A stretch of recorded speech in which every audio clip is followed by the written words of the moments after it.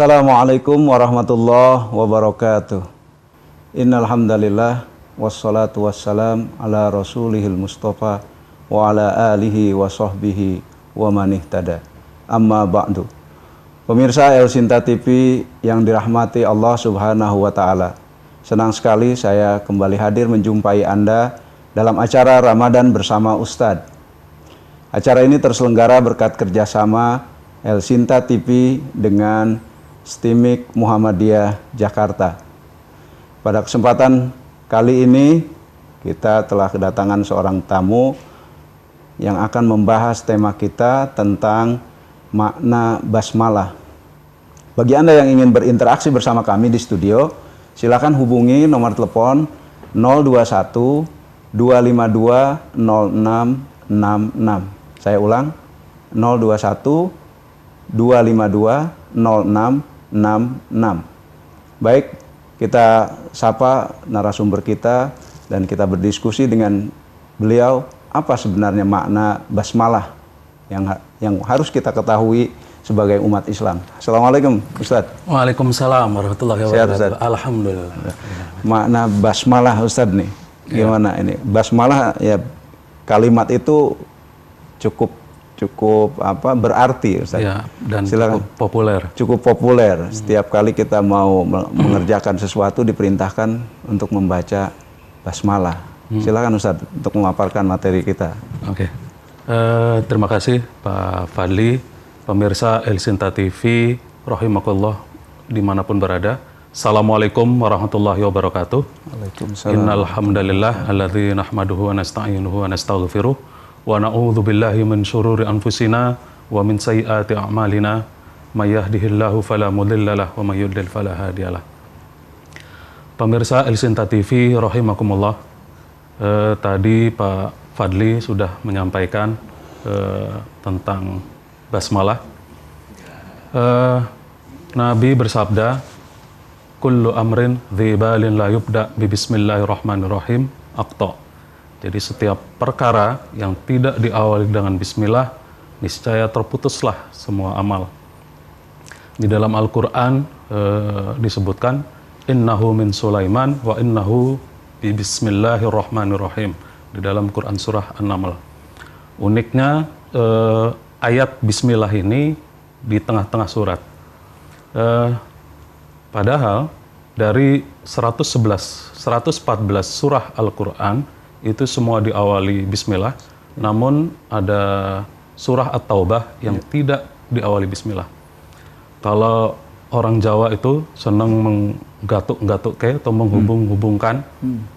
Ini menjadi unik bahwa dari 114 itu kalau dikurangi At-Taubah menjadi 113. Nah, kalau dibagi 19, yaitu 19 itu adalah jumlah huruf di dalam Bismillahirrahmanirrahim dari ba sampai mim, itu harusnya kalau dibagi menjadi ganjil. Tetapi Allah menggenapkan di dalam Quran surah An-Naml tadi, innahu min Sulaiman wa innahu bi bismillahirrahmanirrahim aqta. Maka genaplah kelipatan 19 dikali 6. Namun demikian pemirsa, pada kesempatan kali ini saya tidak bicara tentang bismillah dengan angka-angka, tapi banyak kisah yang terkait dengan bismillah. Ambil contoh, ketika Rasulullah SAW itu ada musuh Ubay bin Ka'ab, yang musuhnya Ubay bin Ka'ab ini sangat membenci Rasulullah, sampai-sampai kemanapun Rasulullah ini harus celaka. Jadi niatnya itu selalu ingin mencelakakan Rasulullah. Suatu saat, kemudian Ubay ini mengundang Rasulullah ke dalam satu jamuan. Kalau sekarang ini yang lagi ngetren nih buka puasa bersama, atau mungkin party-party yang lain lah, atau syukuran. Nah, ketika diundang, karena ingin mencelakakan Rasulullah, Ubay ini menaruh racun ke dalam. Tahan dulu Ustaz, Ubay menyimpan racun, biar penasaran kita tahan dulu situ Ustaz ya. Siap. Kita kembali setelah yang satu ya. Insya Allah. Pemirsa, nantikan Ramadan bersama Ustadz setelah tayangan berikut ini.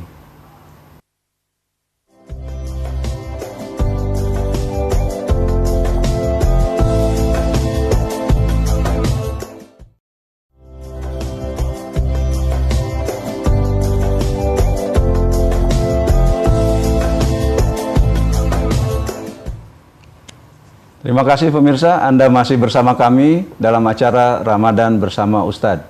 Di studio telah hadir seorang narasumber yang membahas tema kita pada kesempatan kali ini. Beliau adalah Al-Ustadz Faiz Rafdi Husnan, MKom. Ya, mari kita lanjutkan diskusi kita bersama Al-Ustadz Faiz. Gimana kelanjutan cerita dari Ubay bin Ka'ab ini? Ya, jadi saking bencinya tadi, Ubay kemudian mengundang Rasulullah bersama para sahabat. Nah, ketika dalam satu jamuan itu, Ubay menaruh racun. Kemudian Rasulullah memerintahkan kepada Ali bin Abi Thalib, ya Ali, berdoa, mohon kepada Allah. Kemudian Ali, Bismillahis-syafi, Bismillahil-kafi. Kemudian makanan dan minuman yang penuh racun itu tidak memberikan efek apapun kepada Rasulullah dan para sahabat.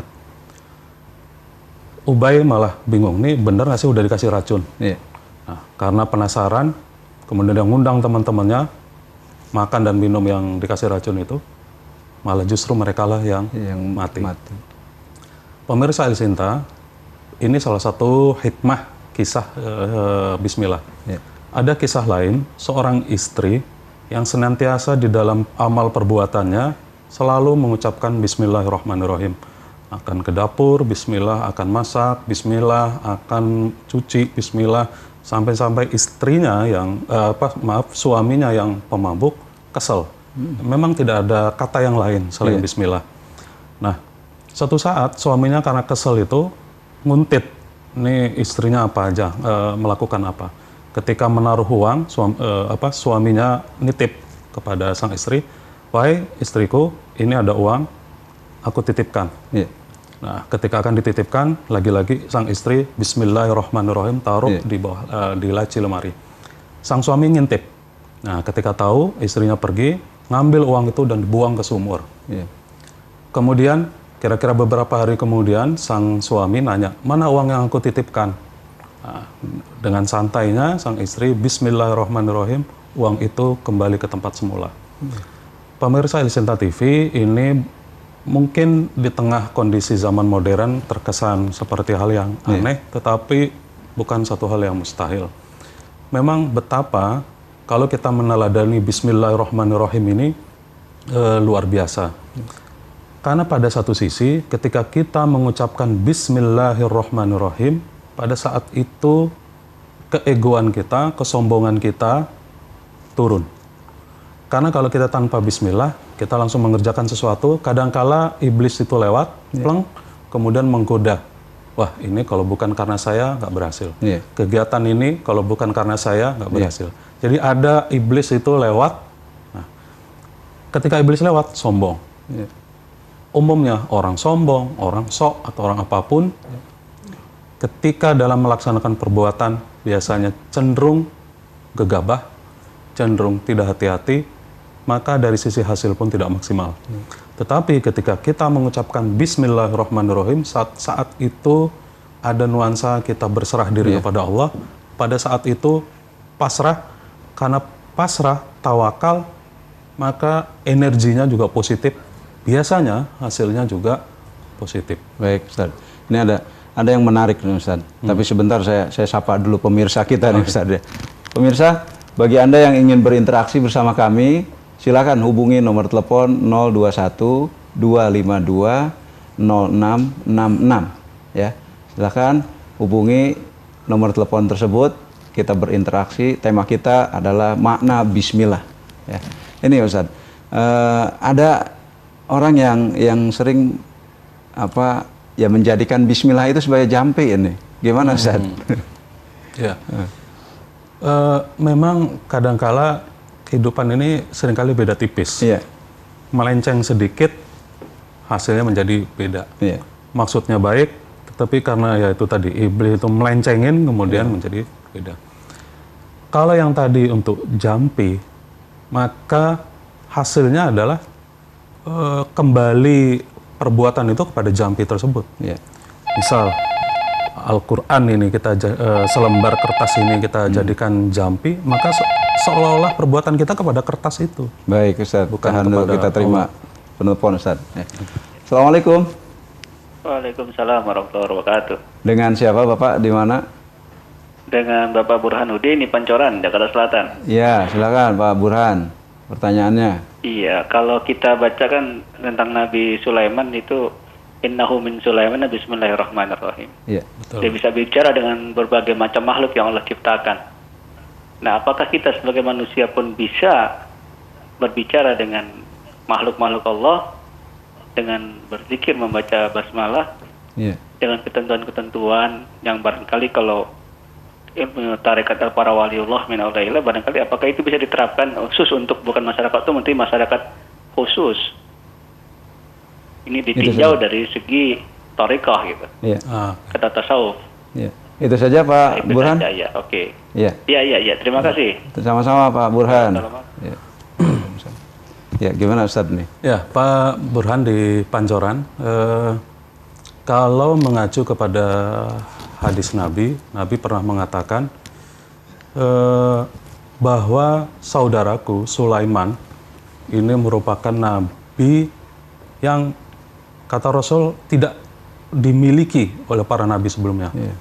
Artinya tidak dimiliki baik dari sisi kemampuan, keahlian, apapun. Dari sisi kerajaan, Nabi Sulaiman merupakan raja. Dibandingkan yang lain bukan raja. Iya. Dibandingkan kekayaan, Nabi Sulaiman tentu paling kaya dibandingkan para nabi yang lain.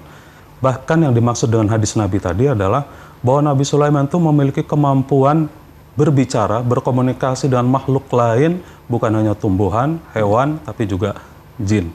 Yang itu tidak dimiliki oleh nabi-nabi yang lain. Sama halnya, artinya dari hadis itu, tentu saja Rasul sendiri mengakui bahwa dirinya tidak bisa bicara dengan hewan, tidak bisa bicara dengan jin, tidak bisa bicara dengan makhluk-makhluk yang lain. Namun demikian, karena posisi sebagai Rasul, posisi sebagai Nabi, bukan berarti Nabi itu tidak bisa memahami. Beda ya, konteksnya berkomunikasi. Kalau Nabi Sulaiman itu betul-betul komunikasi. Kalau saya orang Jawa, Pak Burhanuddin orang Jawa, ngomong komunikasi orang Jawa. Iya. Tapi yang dimaksud memahami itu, kalau saya orang Jawa, Pak Burhan orang Sunda, ngomong Sunda, mungkin saya paham. Iya. Nah, bisa jadi Rasul karena dibimbing langsung oleh Allah, juga dikelilingin para malaikat, tidak bisa berkomunikasi tetapi bisa memahami. Iya. Gitu. Nah, saya yakin mungkin di antara orang yang lain, para wali, ustadz, ada yang diberikan kekhususan seperti itu. Iya. Tetapi kalau untuk komunikasi, kalau melihat hadis Nabi tadi, rasa-rasanya jaminan Nabi itu mengatakan hanya Sulaimanlah yang mempunyai keunikan, baik dari sisi kerajaan tadi maupun dari kemampuan komunikasi. Para nabi yang lain nggak bisa komunikasi dengan jin. Nah, tapi kalau memahami dalam konteks seperti kita melihat kucing lewat, ini maunya kucing kemana sih? Nah, kita kan mungkin bisa menerka-nerka, bisa tetapi komunikasi dengan kucing tidak. Nah, rasanya itu yang dimungkinkan ini, karena melihat dari hadis Nabi tadi, Nabi jelas-jelas mengatakan yang punya kemampuan unik itu hanya saudaraku Sulaiman. Baik Ustaz, kita tahan lagi Ustaz. Oke. Ya, kita lanjutkan diskusi kita setelah yang satu ini Ustaz. Pemirsa, nantikan Ramadan bersama kami, bersama Ustadz, hanya di El Sinta TV.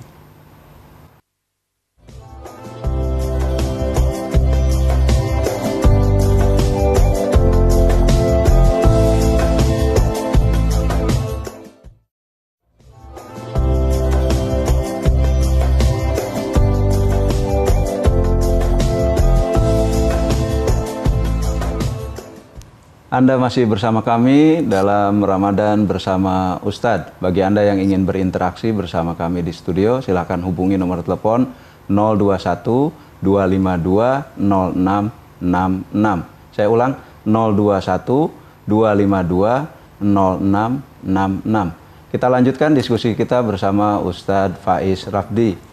Ustadz, kita lanjutkan tentang bacaan basmalah yang disalahgunakan ini Ustaz. Ya. Gimana Ustaz? Ya, jadi begini. Kalau kita nulis selembar kertas di dalamnya ada bismillah, kemudian kita yakini bahwa selembar kertas itu memiliki kekuatan tertentu, maka pada sisi itu seolah-olah kertas itulah yang memberikan kekuatan. Iya. Padahal justru yang memberikan kekuatan itu ucapan kita yang langsung kepada Allah. Iya. Bismillahirrahmanirrahim. Karena itu efeknya ya ke psikis, ke mental. Ketika orang mengucapkan Bismillahirrahmanirrahim, ada keyakinan bahwa pada saat itu Allah ada di tengahnya, Allah akan membantu. Beda kalau tadi selembar, saya tulis Bismillah, saya taruh di pinggang, biar kebal. Jadi yang diyakini orang-orang itu kertasnya. Iya.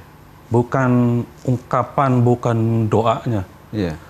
Memang beda tipis. Nah, apa bedanya misalkan kita ucapkan Bismillahirrahmanirrahim dengan yakin, sepenuh hati, dengan kita tulis Bismillah tanpa keyakinan taruh di pinggang? Iya. Tentu akan berbeda. Sama halnya kita yakin bisa menang dengan ditulis, itu tentu akan berbeda. Iya. Nah, yang ditulis inilah, jadi seolah-olah kertas itu yang memberikan efek, yang memberikan kekuatan. Nah, itu menjadi syirik kecil. Iya. Kalau syirik kecil, ya seperti halnya Al-Quran ini, biar saya punya kekuatan. Berarti kan kita meyakini seolah-olah kertas ini yang punya kekuatan, bahkan mencari Quran yang kecil. Nah, bahkan ada yang jadi Quran yang kecil sekali, yang mini Quran, kemudian disimpan, jadiin kalung dan lain sebagainya. Padahal kalau ke toilet kan harusnya. Iya. Nah, jadi itu seolah-olah yang punya kekuatan itu kertasnya. Padahal kekuatan batinnya sesungguhnya kekuatan batinnya itu kekuatan batinnya. Itu. Kekuatan batin itu memberikan dampak terhadap kekuatan fisik. Iya. Misal perang, para tentara gerilyawan dulu bangsa Indonesia ketika mengucapkan Allahu Akbar, itu kan langsung mentalnya bangkit. Tetapi akan berbeda. Para pejuang itu nulis Allahu Akbar akan berbeda. Baik, Ustaz. Kita terima penelpon selanjutnya, Ustaz. Assalamualaikum. Waalaikumsalam, Pak Ustaz. Dengan siapa, Pak? Di mana? Ini saya dari Pak Sadino. Pak Sadino, di mana, Pak? Saya mau nanya, Pak. Ini saya kalau sholat kan wudhu. Iya. Tapi saya takut itu kumur-kumurnya takut ketelan. Batal. Takut ketelan dan batal puasanya ya. Oh iya. Itu saja, Pak Sadino. Oh iya. Berarti nggak usah kumur-kumur nggak apa-apa ya, Pak? Nanti penjelasannya dari Ustadz ya. Jadi pertanyaan Pak Sadino, saat puasa ini mau ngambil wudhu, saat kumur-kumurnya bagaimana gitu? Ya. Iya. Ya, baik. Itu saja. Waalaikumsalam warahmatullahi wabarakatuh. Gimana Ustadz nih? Ya, keluar dari tema kita nih tentang puasa. Pak Sadino di Bogor, Rasul mengajarkan wudhu orang yang berpuasa sama dengan wudhu orang yang tidak berpuasa. Artinya ya kumur-kumur. Tentu kumurnya itu tidak langsung ditelan. Kalau kumur kan juga bagian untuk menyegarkan mulut. Menyegarkan mulut, jika kita niatnya berkumur itu supaya puasa kita segar, malah itu justru menjadi sunnah, menjadi baik. Tetapi kalau kita berkumur-kumurnya niatnya supaya ditelan nggak ketahuan, nah itu menjadi haram. Jadi berkumur tidak ada masalah. Tidak ada masalah. Gitu. Yang menjadi masalah kalau langsung ditelan. Nah, jadi begitu Pak Sadino di Bogor. Rasul mengajarkan tidak ada perbedaan, kumur ya tetap kumur. Tetap. Asal niatnya, jangan sampai kumur-kumur itu kemudian ditelan. Nah, betul. Ya memang kumur-kumur saat wudhu kan bukan bermaksud meminum air itu. Betul. Baik, kita lanjutkan ke tema kita, Ustaz. Selanjutnya apa nih yang makna basmalah yang berikutnya, Ustaz? Karena Bismillahirrahmanirrahim sendiri memiliki makna dengan menyebut nama Allah yang Maha Pemurah lagi Maha Penyayang. Pada saat itu, ketika kita meresapi maknanya, ada keyakinan Allah ini Maha Penyayang, Allah ini Maha Pemurah, maka setiap aktivitas kita dimanapun, insya Allah akan memberikan rahmannya, memberikan kasih sayangnya, memberikan kemahamurahannya, kita dipermudah. Tadi contoh-contoh kisah-kisah bismillah. Masih banyak kisah-kisah bismillah yang lain. Apalagi sekarang ini eranya kan era Google. Cari di Google cerita-cerita bismillah banyak. Gitu. Tapi tentu saja kita juga mesti selektif. Tidak semua cerita yang di Google itu memiliki landasan cerita dari Nabi. Tetapi yang ingin kami sampaikan adalah bahwa betapa Bismillahirrahmanirrahim ini pada saat itu ketika kita mengucapkan bismillah, kita itu merupakan lambang tauhid. Saat itu kita yakin bahwa Allah itu segala-galanya. Allah itu muara setiap aktivitas. Allah itu yang memberikan kehidupan, kematian. Allah itu yang memberikan rezeki. Ketika kita mengucapkan bismillah memiliki makna kesombongan hilang. Gitu. Karena kita yakin bahwa ini hanya untuk Allah, bahwa ini kesombongan itu akan sirna. Kesesatan juga akan sirna, makna bismillah. Yang menarik, Muhammad Abduh, intelektual muslim dari Mesir, itu mengatakan salah satu tafsirnya, Bismillahirrahmanirrahim ini sesungguhnya adalah jawaban kaum lain yang menganggap Tuhan itu beberapa bagian. Ada yang 3 bagian, ada yang berapa bagian. Sesungguhnya ini jawaban. Ada 3 nama di situ, Allah, Ar-Rahman, Ar-Rahim. Tetapi sungguhnya nama itu satu kesatuan, bukan unsur yang berbeda. Baik Ustaz, kita terima penelpon berikutnya Ustaz. Assalamualaikum.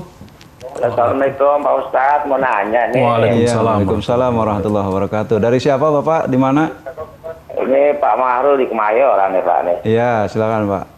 Pertanyaannya ini apa, saya Pak? kalau kadang-kadang masih ini ya, kalau semuanya sholat sunnah itu, kalau qobliyah itu pakai itu enggak ya? Apa surah enggak? Apa Al-Fatihah doang ya? Iya, itu aja. Pakai Al-Fatihah. Nah ini semuanya kabironya sampai habis enggak gitu. Iya. Sholat sunnah, takbiratul ihramnya. Saya jarang nanya sih, soal ngucapin tau semangat robotnya kabiro, alhamdulillah, kasih subhanallah, berkata doang gitu. Maksudnya apa? Sah apa enggak gitu. Iya. Itu saja Pak Mahrul. Makasih ya Pak ya. Baik, sama-sama. Waalaikumsalam warahmatullahi wabarakatuh. wabarakatuh.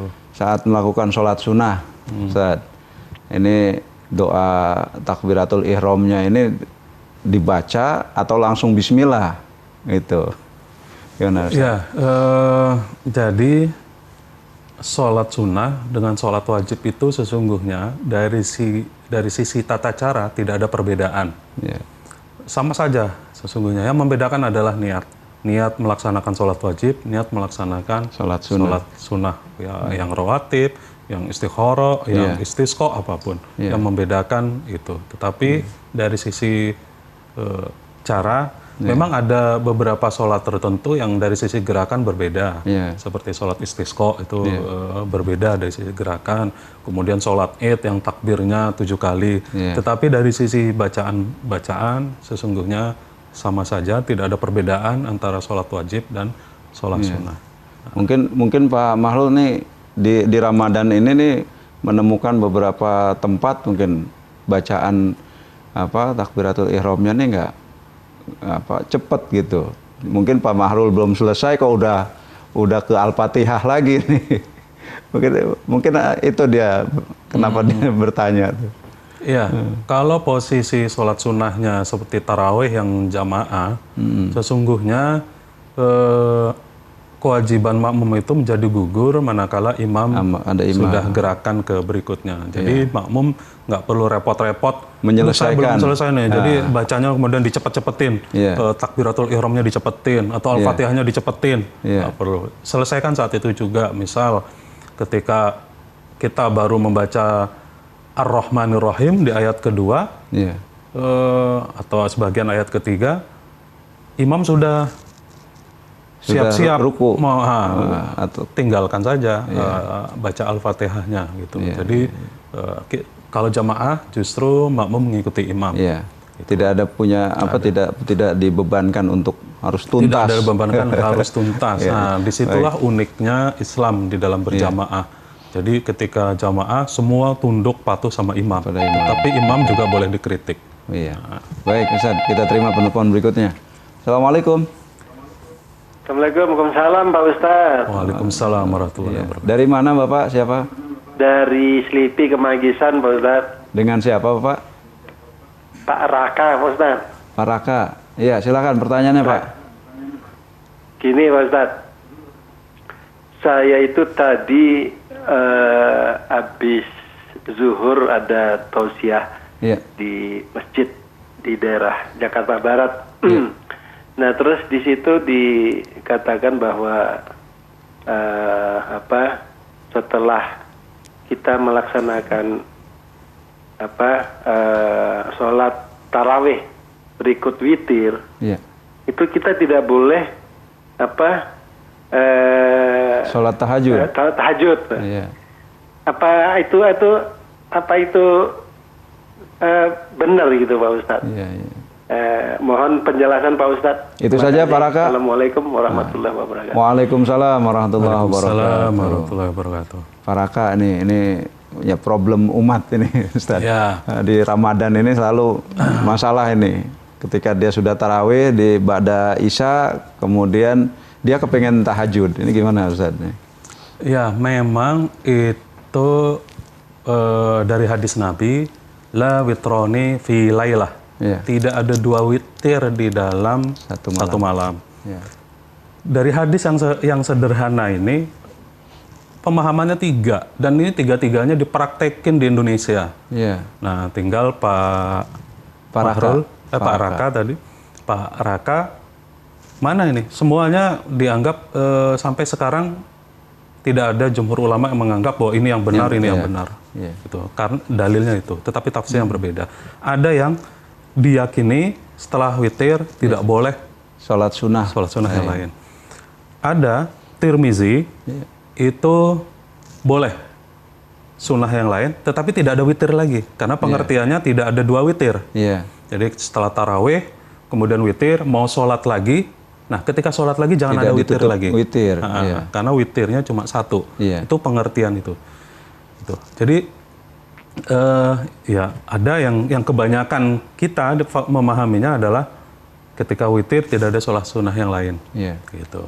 Jadi sesungguhnya karena Nabi juga tidak tegas mengatakan mana, boleh saja, saya pikir sah-sah saja Pak Raka mau ikut yang yakin seperti yang disampaikan di masjid daerah Jakarta Barat tadi, atau seperti Tirmizi yang mengatakan boleh sholat sunnah yang lain, tetapi tidak ada witir. Gitu. Atau kalau mau aman, karena Pak Raka ingin sholat sunnah lain, ya jangan ada witir dulu. Setelah tarawih, witirnya ditunda dulu. Nanti saat itu yang paling banyak dilakukan. Tapi bukan berarti yang lain tidak boleh. Boleh saja. Gitu. Baik, kita kembali ke tentang basmalah ini, makna basmalah ini, Ustaz. Yang berikutnya nih. Ya, jadi ada secara psikologis tadi cerita Rasulullah, cerita seorang istri, kemudian belum lagi Siti Masyitoh yang membantu Fir'aun, yang membaca Bismillah terus-menerus, bahkan meskipun sudah direbus lah, mendidih oleh Fir'aun, tetapi jasadnya tidak hancur, malah justru harumnya sampai ke Nabi. Nah, ini kan juga satu bukti.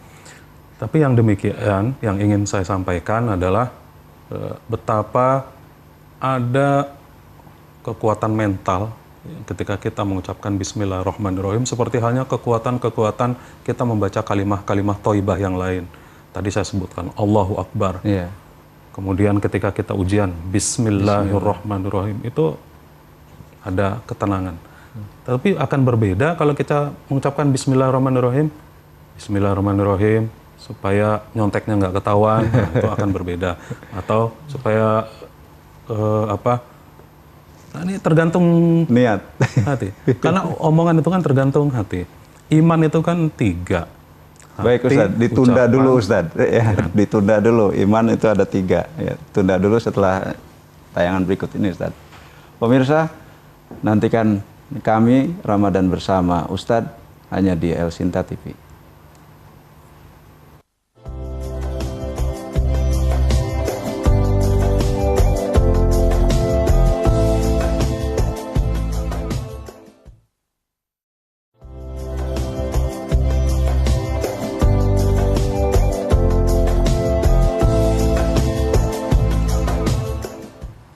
Anda masih bersama kami dalam acara Ramadan bersama Ustadz. Kali ini kita bicara tentang makna basmalah. Ya. Tadi dipaparkan oleh Ustadz, membaca basmalah itu tergantung niat dan tergantung kekuatan hati. Ya. Tidak sekedar membaca dan menuliskan begitu saja. Ya. Apakah ada makna yang lain? Mari kita tanya ke Ustadz Faiz Rafdi. Gimana Ustadz? Jadi kekuatan batin memang cukup mendominasi ya ketika kita mengucapkan ucapan itu tegas, kemudian hati juga mengikuti, insya Allah perbuatan pun akan terlaksana gitu. Iya. Gimana? Jadi tadi saya sampaikan iman itu kan 3, Iya. lisan, hati, perbuatan. Lisan berbeda sama hati, Iya. disebutnya munafik. Iya. Lisan, hati sama, perbuatannya beda, disebut munafik juga. Iya. Nah, justru kekuatan gini, saya seringkali nyampaikan kalau pikiran kita sudah mengatakan, saya sakit, saat itu sakit. Iya. Tapi bisa, saat itu bisa. Iya. Jadi bisa dan tidaknya itu, itu mental lagi. Batin kalau tadi istilahnya. Jadi sama, kalau kita ingin sholat, niatnya sholat itu ya formalitas, ya yang sekedar didapatkan, menggugurkan kewajiban. ya yang didapatkan dulu. Tapi kalau kemudian ada niatan, ada mental, ada kekuatan di situ, insya Allah didapatkan. Begitupun Bismillah, kalau diyakini Bismillah itu memiliki dampak yang positif, saat itu juga. Tetapi kalau lagi-lagi Bismillah hanya ya secari kertas, kertas itulah yang didapatkan. Kertas itu ya disobek aja, nggak punya nilai apapun, nggak punya kekuatan apapun. Justru yang punya kekuatan adalah lafaz yang disebut di situ, yaitu Allah. Gitu. Jadi pemirsa Elisinta TV, kekuatan itu kembali lagi kepada mental. Kalau mental kita, itu kan pepatah mengatakan ya, jiwa yang sehat, tubuh yang sehat. Tubuh yang sehat adalah jiwa yang kuat. Terdapat pada jiwa yang sehat. Nah artinya apa? Jiwa ya mental lagi, batin lagi, gitu. Jadi ya lafaz Bismillah itu akan memiliki makna yang dalam, manakala yang mengucapkan itu punya keyakinan. Dan Nabi mengatakan ketika seseorang sudah mengucapkan Bismillahirrahmanirrahim, itu setan nggak mau dekat-dekat. Artinya, tapi dengan kesungguhan hati tadi, Ustaz. Betul. Tidak yang asal mengucap. Ya. Karena mengucap karena ketakutan misalnya. Minimal ada kesadaran. Meskipun tidak harus paham, minimal ada kesadaran. Bismillahirrahmanirrahim. Dia mengucapkan secara sadar gitu ya. Itu setan. Artinya ketika setan ini, maka amal perbuatan kita pun, setiap amal perbuatan kita, itu dikawal. Insya Allah jalannya juga lancar. Kalaupun hasilnya menurut pandangan manusia tidak baik, Allah jamin. Boleh jadi di pandangan kita tidak baik, tapi di mata Allah itu jauh lebih baik. Asa antakrahu khairul lakum. Boleh jadi yang kita benci itu baik. Apa yang kita benci itu tidak baik, padahal sesungguhnya khairul lakum, di mata Allah itu lebih baik. Begitupun apa yang kita ini jelek, yang kita cintai ternyata di mata Allah. Baik Ustaz, terima kasih banyak Ustaz. Sayang sekali nih waktu kita terbatas Ustaz. Ya mudah-mudahan kita ketemu pada kesempatan yang lain. Insya Allah. Pemirsa, waktu jua yang memisahkan kita. Dari diskusi ini bisa kita ambil ya, makna Bismillah itu ketika kita mengucapkannya disertai hati juga mengharapkan permohonan kepada Allah, maka insya Allah apa yang kita jalankan akan terlaksana dengan baik. Terima kasih atas perhatian Anda. Mohon maaf kekurangan dari kami. Wassalamualaikum warahmatullahi wabarakatuh. Waalaikumsalam warahmatullahi wabarakatuh.